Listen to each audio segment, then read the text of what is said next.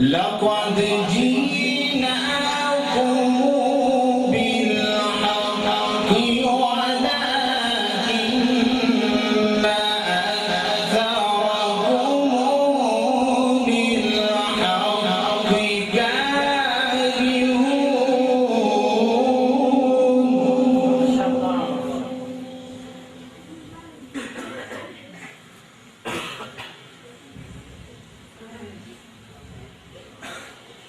لقد جئناكم بالحق ولكن أكثركم للحق كارهون. أم أبرموا أمرا فإنا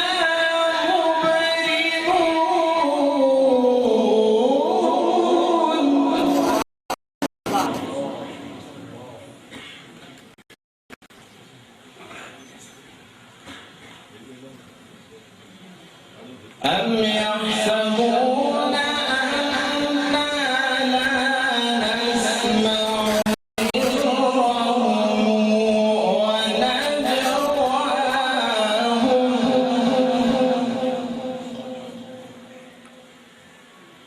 بلى بلى بلى ورسلنا لديهم يكتبون.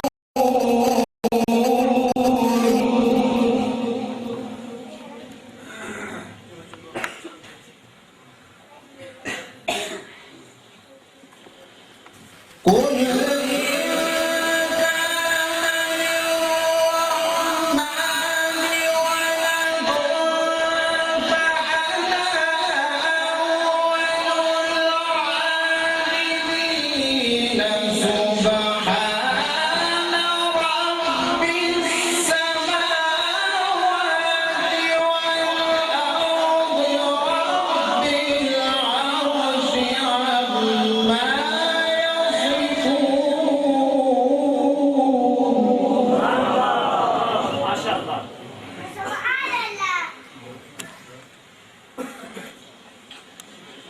قل إن كان للرحمن ولد فأنا أول العابدين.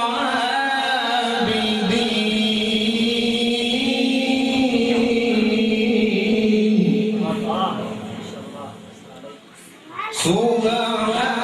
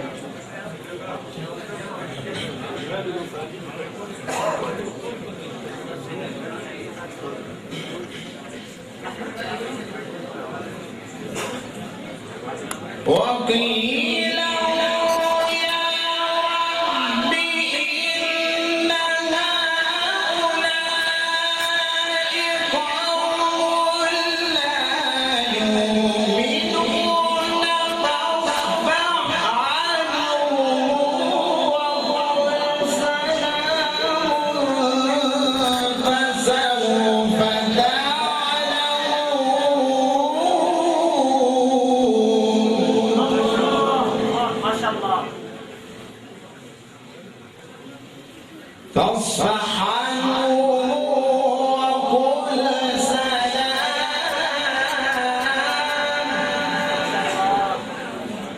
فاصفح عنهم وقل سلام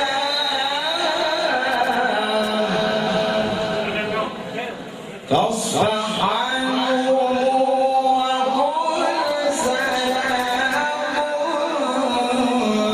فسوف تعلمون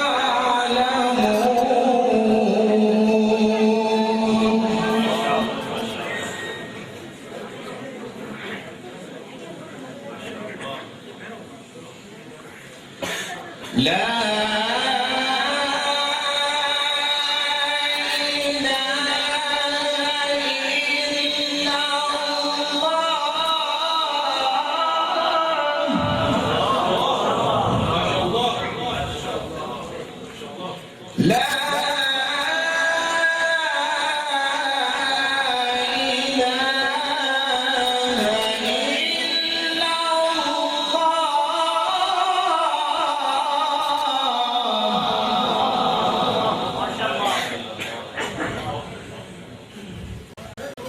لا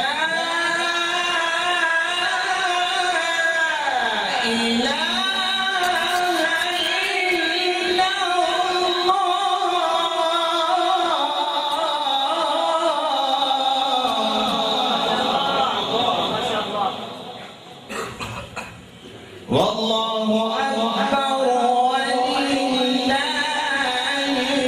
الحمد بسم الله الرحمن الرحيم لإيلاف قريش إيلافهم رحلة الشتاء والصيف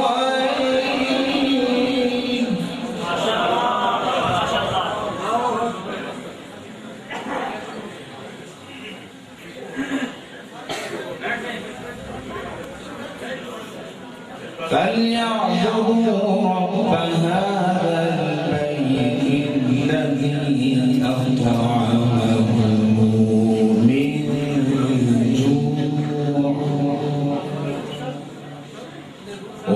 وآمنهم من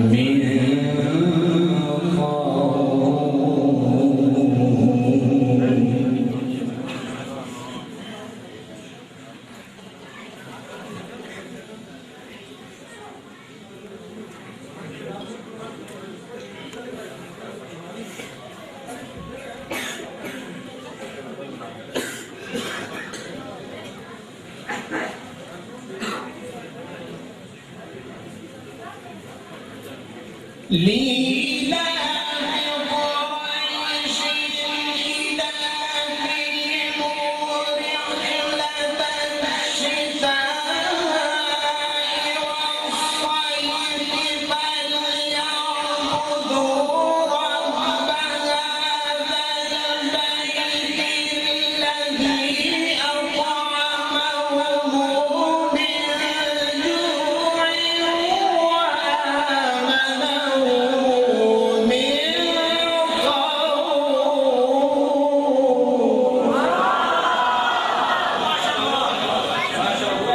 فليعبدوا رب هذا البيت الذي أطعمهم من جوع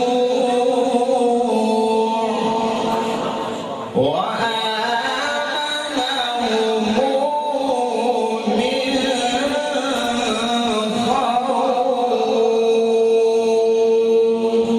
صدق الله العظيم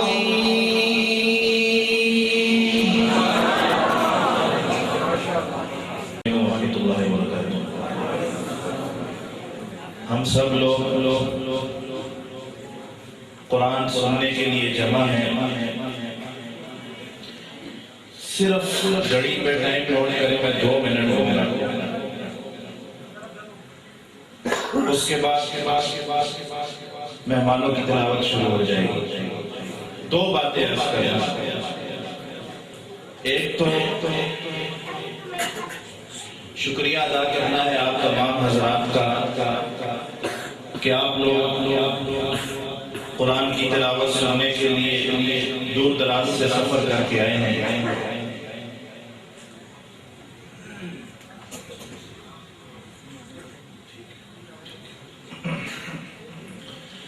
اور بھائی عمار صاحب، بھائی باسر جمیل صاحب کا بھی ہم شکریہ ادا کرتے ہیں کہ انہوں نے آپ سب کے لیے اتنی پیاری اور خوبصورت محفل سجائی۔ دوسری بات، جس عمل کے لیے ہم جمع ہوئے ہیں اس کی اہمیت تھوڑی سی آپ کے سامنے بیان کرتا ہوں۔ یہ عمل معمولی عمل نہیں ہے۔ جب قاری قرآن پڑھتا ہے، حدیث شریف کا مفہوم ہے کہ فرشتے قاری قرآن کے قریب آ جاتے ہیں، اس کو گھیرے میں لے لیتے ہیں اور اتنا قریب آ جاتے ہیں کہ فرشتے اپنے ہونٹ قاری کے ہونٹ کے ساتھ ملا دیتے ہیں۔ یہ جو آپ تلاوت سنیں ماشاءاللہ قاری صاحب نے یہاں قاری عبدالوحید صاحب اتنا احسن انداز سے قرآن پڑھ رہے تھے، کتنے خوبصورت انداز سے قرآن پڑھ رہے تھے، گویا فرشتے ان کے لبوں کا بوسہ لے رہے تھے۔ یہ حدیث کی روح ہے، حدیث کی روح سے بتا رہا ہوں، اپنے بات سے نہیں عرض کر رہا، حدیث کی روح سے ہی ہے۔ ہم لوگ دنیا میں جو بھی کام کرتے ہیں اس کی جزا اللہ سے کیا مانگتے ہیں؟ جنت مانگتے ہیں۔ ہر کوئی جنت کا طلبگار ہے نا، ایسے ہی ہے۔ اللہ ہم سب کو جنت میں داخلہ نصیب فرمائے۔ ہر کوئی جنت کا طلبگار